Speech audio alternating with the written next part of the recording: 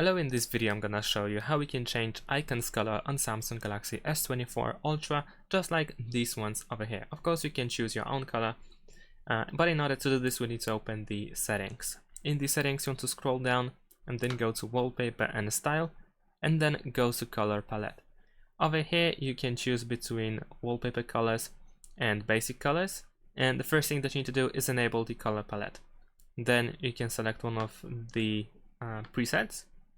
And then if you scroll down over here, you have the option to apply palette to app icons. So you want to select this option and then press apply. And after that, a few seconds later, you should be good to go. And there we go. We have new colors for our icons. They do not apply to every icon. For instance, over here, you can see SmartThings app or Facebook or some other apps. They do not, and they are not included. Thanks for watching, leave a like and subscribe to my channel, and see you in my next videos. Bye.